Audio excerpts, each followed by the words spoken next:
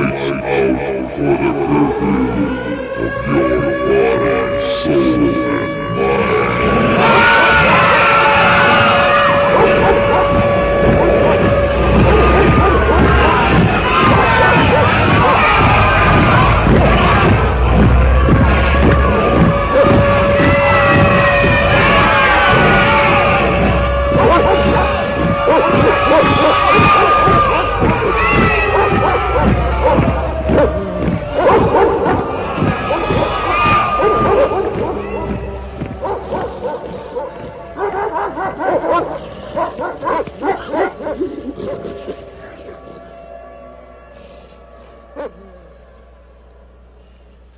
Well, it's hard to believe, folks, but this is the 16th hour of broadcasting in our series on Mystery Babylon.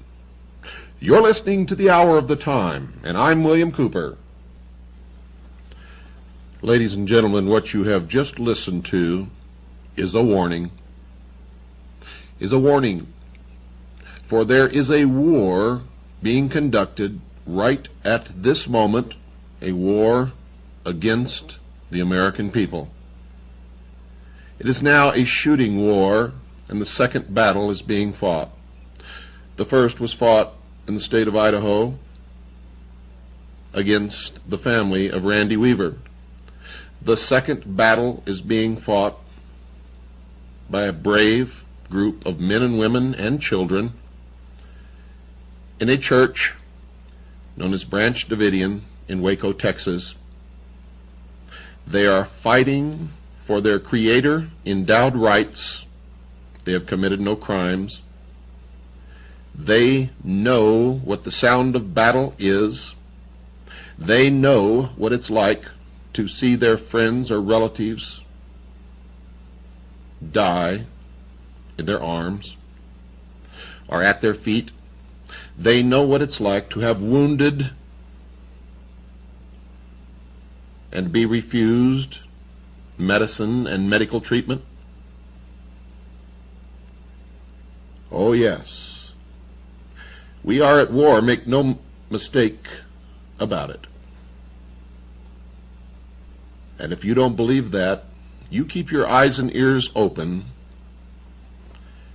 in the next weeks, months, and years.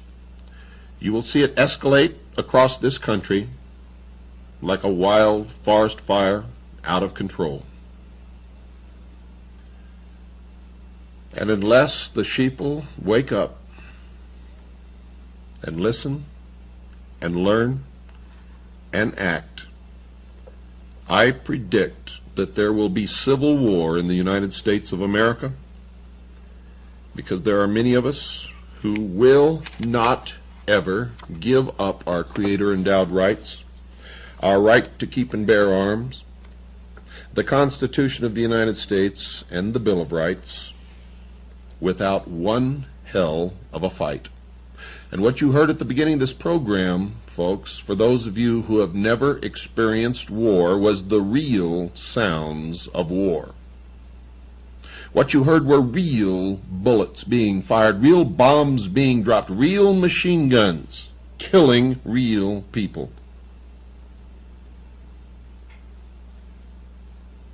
And taps at the end was a real bugle blowing real taps over real graves of real fallen men who were buried in Arlington National Cemetery. You see, many people have already died protecting what many of you are giving up. I, for one, will not. When they come for me, there will be another battle. I will not give up. And I don't care who wins or loses, because at the end of my battle, it will be just the beginning of yours. Do you understand what I'm telling you? You see, my whole purpose is to wake enough people so that no battles ever have to be fought. But we're already behind because 2 have already been fought, and more, I guarantee you, are on the way. Guaranteed, folks. Guaranteed. Because the more we allow them to get away with, the more they will attempt. I don't want a civil war in this country. I want to stop it before it even has a chance to start, and the only way to do that is wake up America. You see, if 200 million people stand up with their right under the second article and amendment to the Constitution, holding a weapon in their hand, and say, enough, we will not put up with this anymore, stop it now, get out of our government, get out of our cities, get out of our military, and stay out, that will be the end of it, and no shot will ever have to be fired. I guarantee that.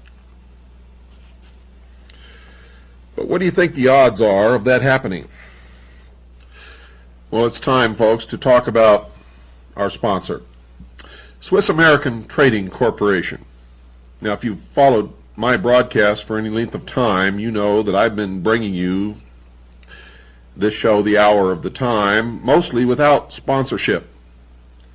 In part, I've been very leery of allowing just any corporation or any business to buy time on my show, and my requirements are very strict. I'm proud, folks, very proud to announce a new alliance. Swiss America Trading Corporation and myself are committed to preparing my listening audience for the upcoming economic trauma. Many of you have asked me, what can I do to save my assets? What can I do to protect myself against the economic collapse that's coming? Well, folks, for over 11 years, Swiss America has been supplying over 10,000 clients with hard assets and constant information on how best to protect those assets. And for a limited time, interested listeners can receive a complimentary newsletter if you mention my name, William Cooper, The Hour of the Time, and ask for the information on protecting your future. It's called Protecting Your Future.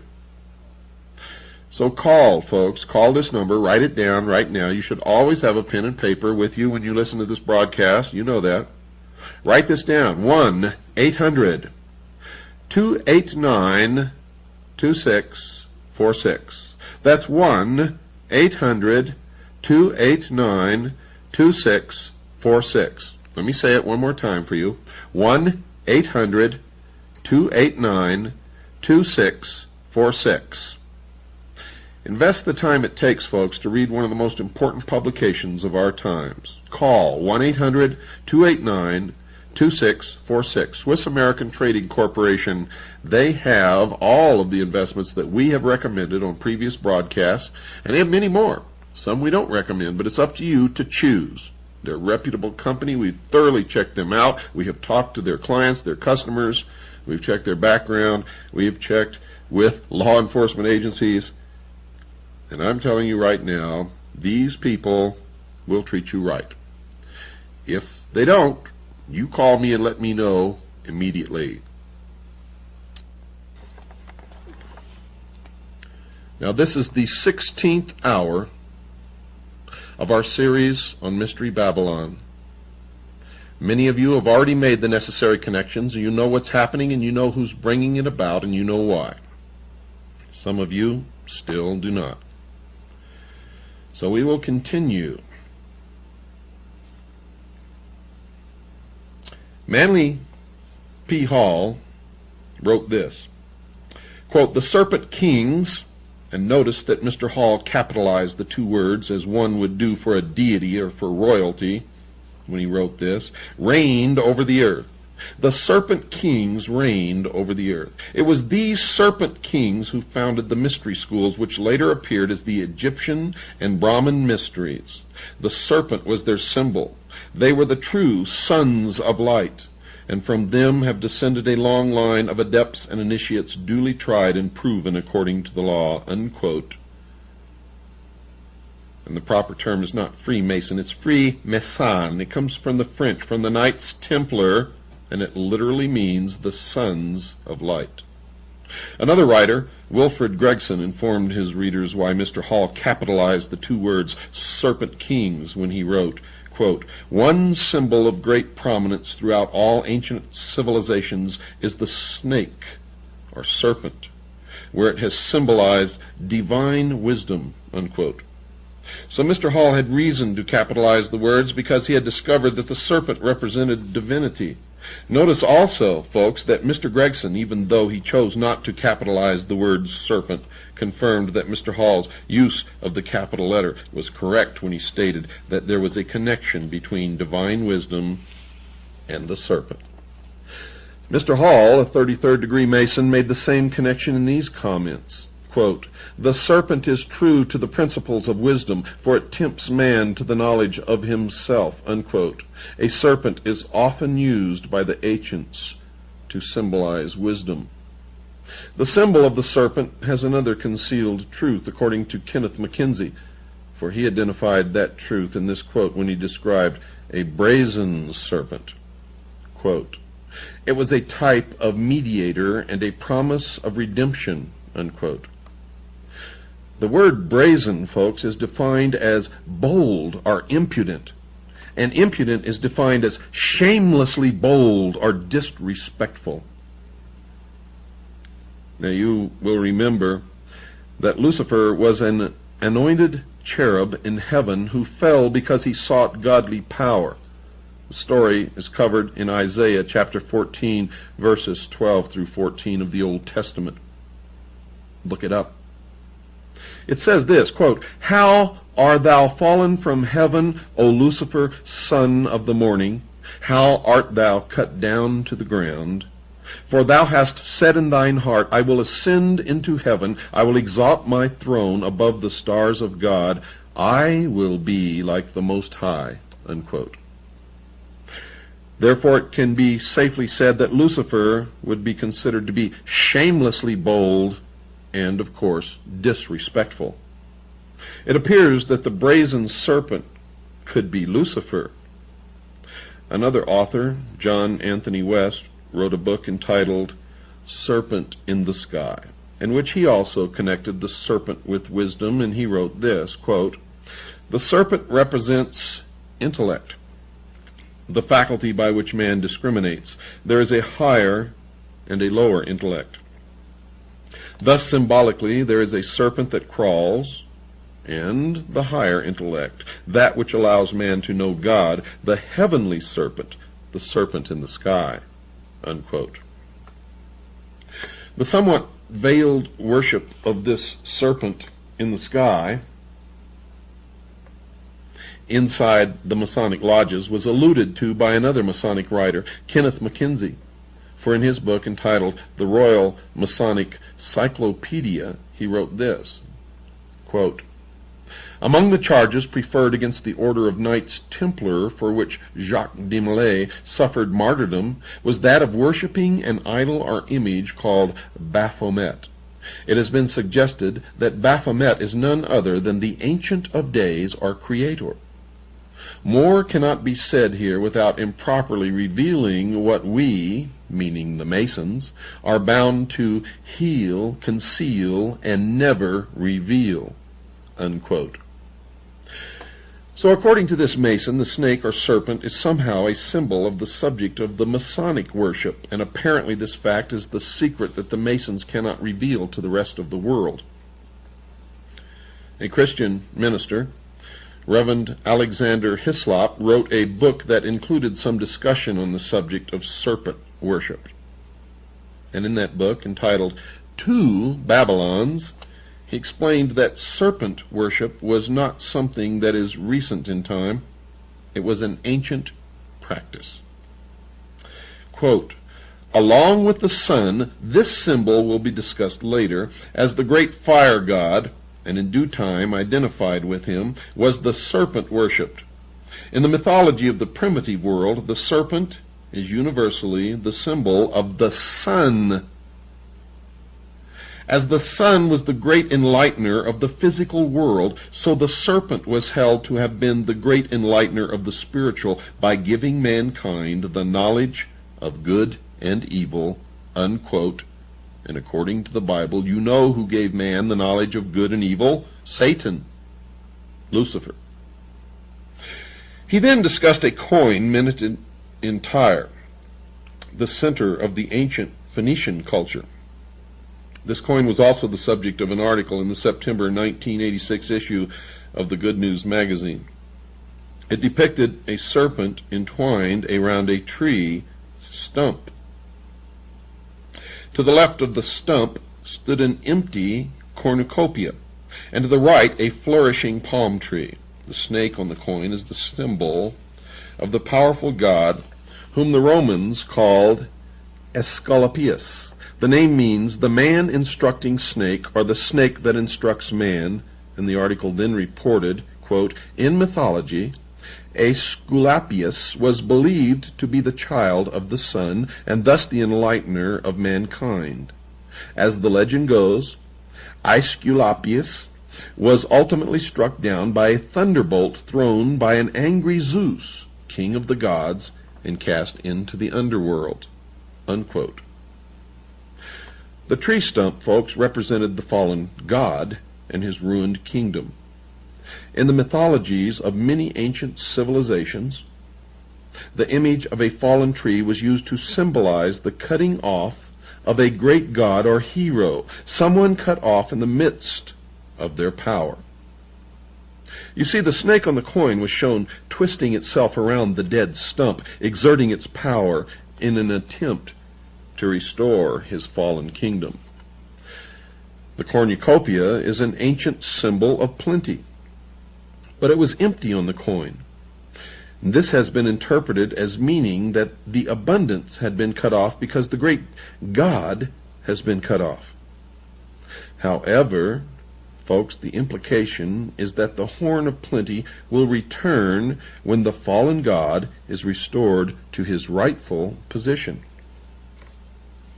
The palm tree shown on the coin is a well-known symbol of victory, so it appears that the coin was minted to depict the anticipated return of the fallen snake god to the world. And the Bible talks about a fallen serpent in the book of Revelation, chapter 12, verse 9. However, in this case, folks, the snake is connected to another symbol of the serpent, a great dragon. Quote, and the great dragon was cast out, that old serpent called the devil and Satan, unquote.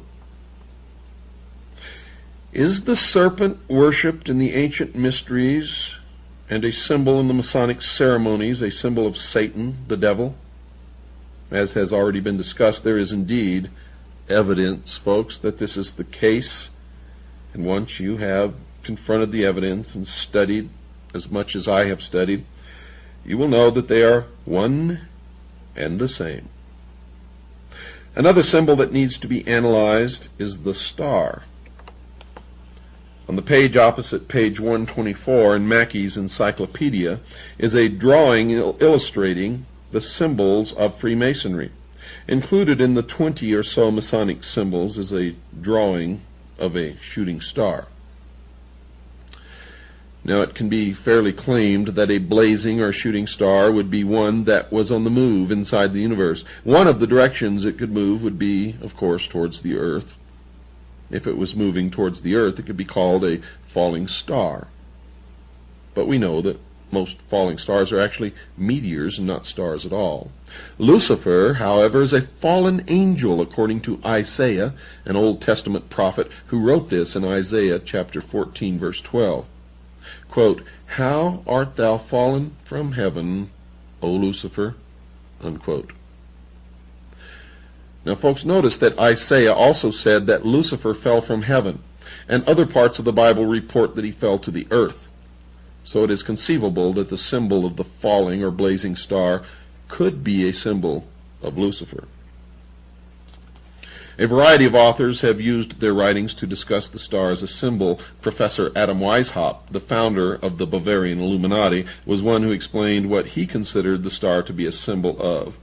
Listen closely. Quote, "The flaming star is the torch of reason," unquote.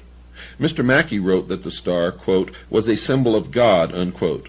He then connected the blazing star to another symbol when he wrote, quote, "The blazing star refers us to the sun," unquote. And then he connected it with the secret initiation ceremonies inside the Masonic Lodge.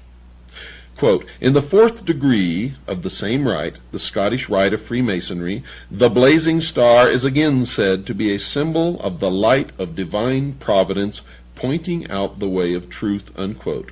And Mr. Hutchins, the Masonic writer who has authored the recent book on Masonry, further interpreted the symbol of the star thusly, quote, "The star as a type of the myriad suns that light other countless systems of worlds is an emblem of that Masonic light in search of which every Mason travels, the correct knowledge of the deity and of his laws that control the universe," unquote.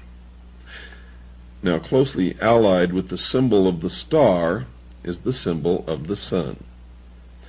Albert Pike identified it with the worship of the past in this collection of quotes from his writings, and pay close attention. Quote, "The worship of the sun became the basis of all the religions of antiquity," unquote. Quote, "Thousands of years ago, men worshipped the sun. Originally, they looked beyond the orb to the invisible God. They personified him as Brahma, Amun, Osiris, Baal, Adonis, Malkarth, Mithras, and Apollo. Krishna is the Hindu sun god," unquote. Quote, "The Gauls worshipped the sun under the name of Belin or Belinus," unquote. Quote, "The sun is the ancient symbol of the life-giving and generative power of the deity. The sun was his manifestation and visible image," unquote. Quote, "The sun is the hieroglyphical sign of truth because it is the source of light," unquote. So Mr. Pike identified the sun as a symbol of a deity that should be worshipped. He chose to capitalize the first letter in the word, the S, as one would in recognizing the name of a deity. And if you've been listening to this series, you already know that, of course, it was. Albert Mackey repeated Mr. Pike's contentions with comments like these about sun worship. Quote, "It was the oldest and by far the most prevalent of all the ancient religions. Eusebius says that the Phoenicians and the Egyptians were the first who ascribed divinity to the sun. Hardly any of the symbols of Masonry are more important in their signification or more extensive in their application than the sun as the source of material light. It minds the Mason of that intellectual light of which he is in constant search." The sun is then presented to us in Masonry first as a symbol of light, but then more emphatically as a symbol of sovereign authority, unquote. So, folks, the sun was a symbol of something that only the believers in the religion known as the ancient mysteries understood. These believers, called adepts, certainly knew that the people would not accept their mystery religion, so they had to conceal it from them. Don't go away, folks. We've got to take a short break. I'll be right back after this pause. So the task became one of creating a religion around a belief that they knew the people would accept because it would make some sense, at least as far as the adepts would explain it. But their basic purpose was to create a popular religion as a cover for their secret worship. The secret religion would be built around a belief in the sun. The sun would be a perfect thing to build a religion around because of its basic nature. It is very visible and has a very important role in man's life. It rises in the morning, it appears to be born and then sets during the evening. It appears to die and then appears to be born again the next morning. It also appears to wander in the sky, setting further north or south each night. It then returns back to any given position twice each year. So the sun appears to have a major birth or death twice each day and twice each year. It would, of course, be very easy for the adepts to explain to the people that only something bigger than mankind, a god, had the ability to die and come back to life. So the adepts would teach the people that they had to pray to the god, or it would choose not to return. They encouraged a worship of the sun so that it would return to mankind again either once a day or once every 6 months. Albert Pike confirmed this view with this explanation of why early man worshipped the sun. Quote, "To them," meaning early man, "the journeyings of the sun were voluntary and not mechanical." Unquote. So early man considered the sun to be something that moved voluntarily. In other words, the sun did not have to return each morning. Man must have quickly determined that since the sun did not have to return, man should start asking it to return. For man certainly depended upon the sun for his life. Man certainly must have figured out just how important the sun was to his life and well-being, and he certainly must have determined that if the sun chose not to return, all of mankind would certainly perish. So it was an easy jump from a belief that the necessary sun was an entity that chose to move across the daytime sky to a belief that it would return only if man prayed to it to return. But folks, there's something even more interesting to be considered that Pike didn't explain with that comment. Obviously, to make the new religion work, the believers would have to be able to predict the movements of the sun. It wouldn't be too long before some of the common people would start noticing that the sun was neither an actual being nor a god to be worshipped, but something that moved according to precise laws. Now, if the common people figured that out, they would not need the adepts who had computed the sun's periodic cycles. So, to keep their power intact, they would teach the people that if they did not accommodate their wishes, they would make certain that the sun did not return. They could even predict, as their measurements became more sophisticated, the exact time and date when the moon would go between the sun and the earth, causing the sun to disappear. They could then fool the people into believing that they were the cause of the disappearance. They could then, of course, explain to the people that if they did not continue to pay them sort of tribute, they would not intercede in their behalf, and the sun would not reappear. To keep the minds of the common people, the sheeple, away from figuring out that the whole religion was a scam, the adepts would conduct beautiful and ornate ceremonies around the worship of the sun, and they would expect the people to pay them for the elaborate rituals. And to make their rituals valid, the adepts would always claim that the sun obeyed their prayers, thereby convincing the people of their need to keep the adepts around. The sheeple,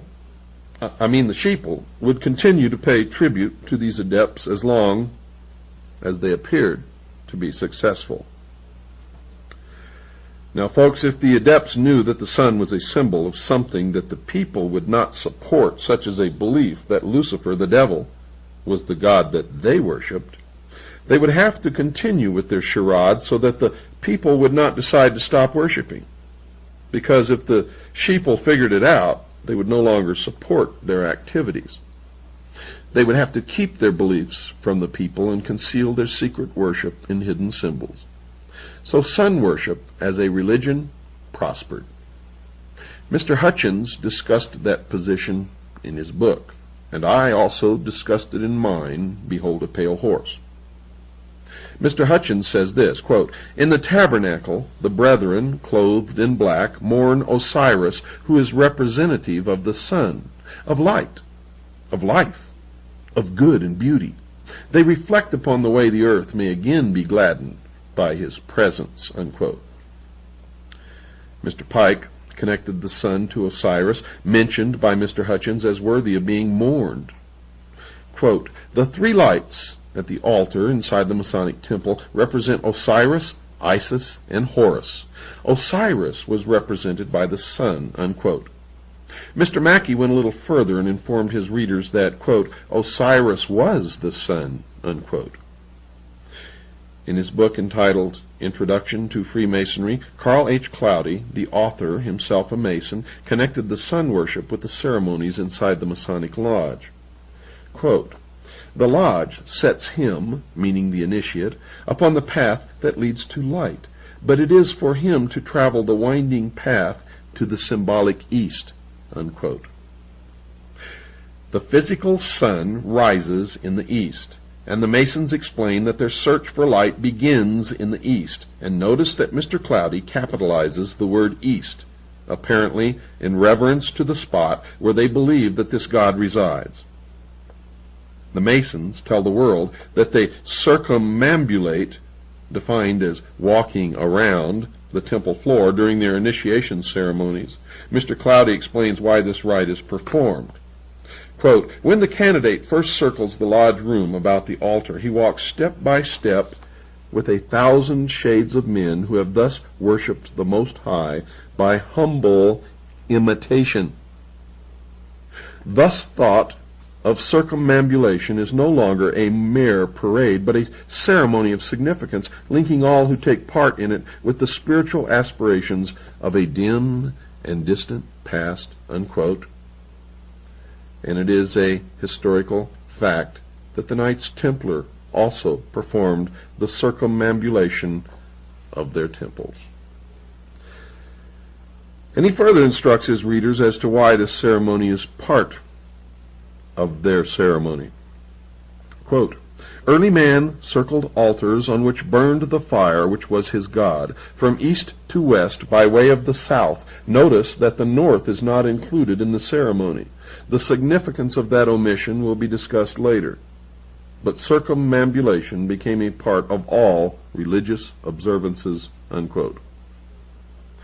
In another part of his book, entitled Introduction to Freemasonry, Mr. Cloudy reported that this style of walking was traceable to the ancient religions of the past. And he wrote this, quote, "Circumambulation was the ceremonies of ancient Egypt," unquote. So this practice of the modern Masons is based upon the ancient pagan religious practices of the ancients. So the Masons are telling us that early man walked around in a circle because he was worshiping the sun. Then they tell us that they are doing it for the same reason. There are reasons that the north as a location to be visited in their walk around the temple floor is not included in their initiation rites, and 6 of the great Masonic writers have told us why this is so. Captain William Morgan offered his readers this explanation with this comment from his book, the writing of which he was murdered for. Quote, "We therefore Masonically term the north a place of darkness," unquote. Mr. Mackey confirmed that statement in his book. Quote, "The north is Masonically called a place of darkness." And Mr. Pike confirmed the comments made by the other 2 Masons with this declaration. Quote, "To all Masons, the north has immediately been the place of darkness, and of the great lights of the lodge, none is in the north," unquote. And Kenneth Mackenzie added his confirming thoughts. Quote, "The north was always esteemed a place of darkness," unquote. Mr. Hutchins became the 5th Masonic writer to confirm this detail, as he said this, quote, "As in other degrees, the closing ritual provides a summary of the lessons taught in the degree. We hear in the West the eagles gather and the doom of tyranny is near. In the South, truth struggles against error and oppression. In the North, fanaticism and intolerance won. In the East, the people begin to know their rights and to be conscious of their dignity, and that the sun's rays will soon smite the summits of the mountains," unquote. Mr. Hutchins informed his readers that the North was where fanaticism and intolerance resided. What he meant by this, and what the symbol of the North represents, will be explored later. And the sixth Masonic writer who confirmed that the North was a place of darkness was Carl Cloudy, who wrote in his book entitled Introduction to Freemasonry, quote, "The place of darkness, the North," unquote. And the reason the Masons do not include the North in their rites is found in the Bible. In the Bible. The reason the Masons do not include the North in their rites is found in the Bible, in Isaiah chapter 14, verse 13. Quote, "I," meaning Lucifer, "will exalt my throne above the stars of God. I will sit also upon the mount of the congregation in the sides of the north," unquote. The God of the Bible sits in the north, and Lucifer hopes one day to acquire the throne of God for his throne. But until then, the north is a place of darkness. But while the north is an excluded territory, the east is the place of light and is to be revered. Mr. Hutchins tells his readers why that is so. Quote, "The east, the source of light and thus knowledge," unquote. Albert Mackey quotes Etienne Francois Bazat, a French Masonic writer, in his encyclopedia. Quote, "The veneration which the Masons have for the East bears a relation to the primitive religion whose first degeneration was sun worship," unquote. Rex Hutchins then tells his readers that the Masons deploy lights around the lodge room during the initiation ceremony for the 25th degree, called the Night of the Sun, and he writes, quote, "The ceiling should be decorated to represent the heavens with the moon, the principal planets and the constellations Taurus and Orion, a single powerful light, a great globe of glass representing the sun, is in the south. In a physical sense, the greater light comes from the sun, and the transparencies provide lesser light. Symbolically, the sun, or great light, is the truth, and the lesser lights are man's symbolic representation of truth," unquote. Mr. Mackey further discusses this rite of circumambulation, as he calls it, in his encyclopedia. He says that the rite, quote, "exists in Freemasonry. The people always walked 3 times round the altar while singing a sacred hymn. In making this procession, great care was taken to move in imitation of the course of the sun," unquote. He then assisted the reader with understanding this practice in the Masonic temples. Quote, "This rite of circumambulation undoubtedly refers to the doctrine of sun worship," unquote. However, in another of the books that he wrote, Mr. Mackey directly states that the rite is connected to sun worship. This is what he wrote in a book entitled Manual of the Lodge. Quote, "The circumambulation among the pagan nations referred to the great doctrines of Sabaism or sun worship," unquote. Sabaism is defined by Mr. Mackey in his encyclopedia as, quote, "Sabaism, the worship of the sun, moon, and stars, the host of heaven. It was practiced in Persia, Chaldea, India, and other Oriental countries at an early period in the world's history," unquote. He then added this rather cryptic comment, quote, "And although the dogma of sun worship does not, of course, exist in Freemasonry, we find an allusion to it in the rite of circumambulation, which it preserves," unquote. Now one can understand what Mr. Mackey meant by that comment. The Masons do not worship the sun. They worship the sun, with a capital S.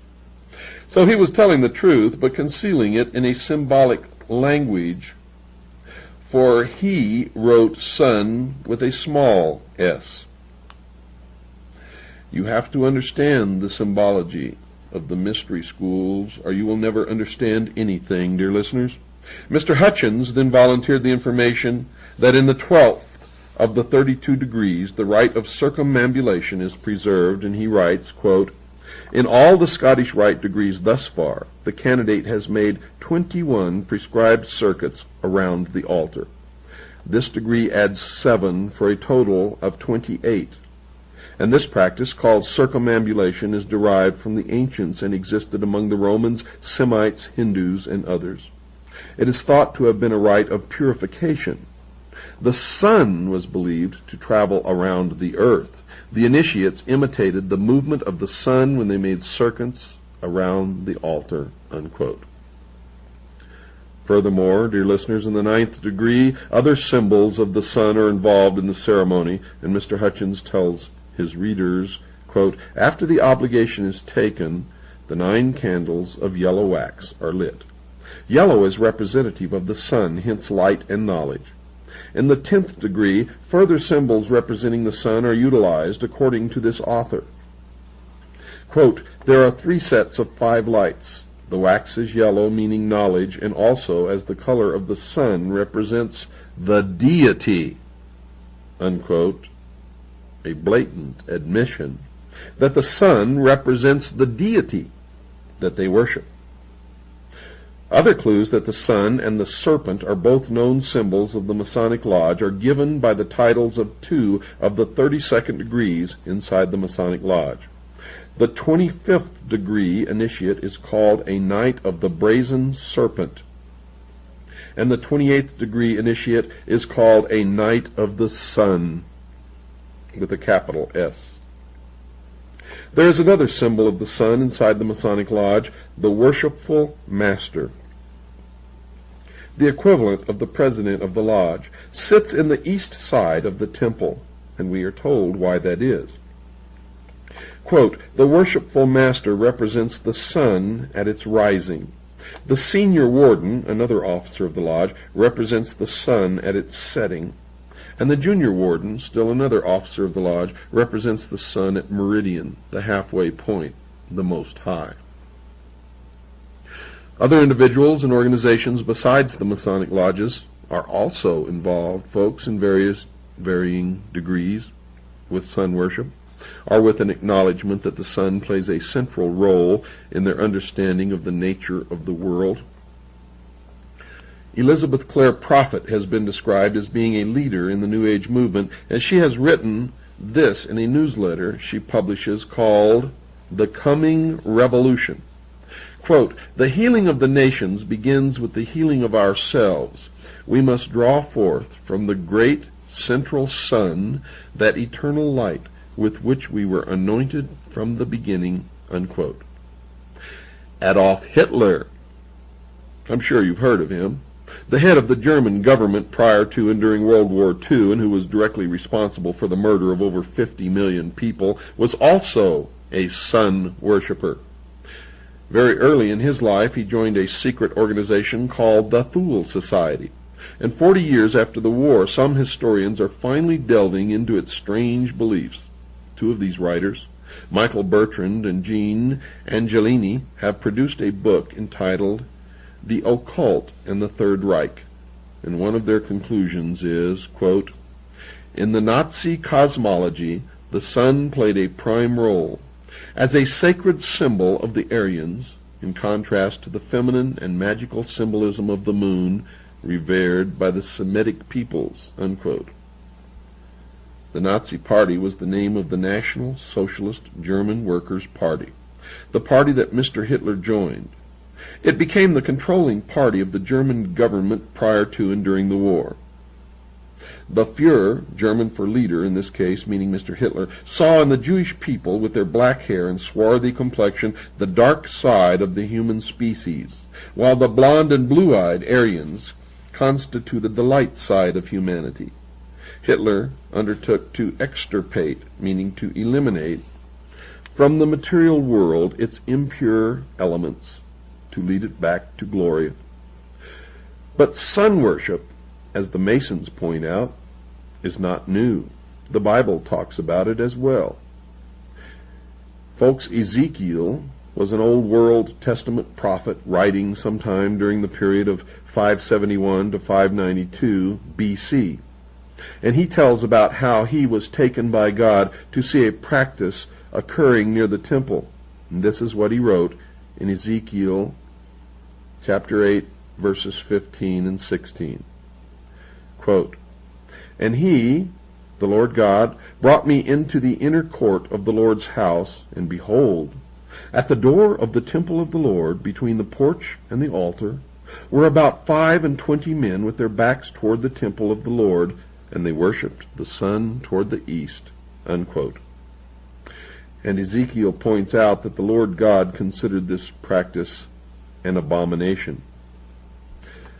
There is another reference to sun worship in the Old Testament, this time in Deuteronomy chapter 17, verses 2 through 4, and then verse 7, and that reference reads as follows. Quote, "If there be found among you man or woman that hath gone and served other gods, and worshipped them, either the sun or moon, or any of the host of heaven, and it be true that such an abomination is wrought in Israel, so thou shalt put the evil away from among you." Unquote. So, folks, the God of the Bible has made it perfectly clear that sun worship is something that he does not want. He does not want his creatures practicing this. The Bible even went so far as to say in both instances that he considered the practice to be an abomination or an evil. But to show just how far this practice has invaded the Christian community, the following prayer was offered up at a recent funeral in a local Christian church. Quote, "Now you will feel no rain, for your mother, the earth, will fold her arms around you. Now you will feel no cold, for your father, the sun, will always warm you." Unquote. Sun worship continues because some Christian churches pray to the sun god in their church services and don't understand who they are praying to. Simply stated, dear listeners, the sun god that they were praying to is Lucifer. Lucifer, also known as Satan or the devil. Wakes you up, doesn't it? See, all the time you thought religion was something stupid, didn't have anything to do with overall world events, but you're wrong. It has everything to do with everything. Whether you believe it or not, whether I believe it or not, doesn't make any difference. If the people who have the power and are in control believe it, it will affect us all. Understand that, because that's true. Good night, and God bless each and every one of you.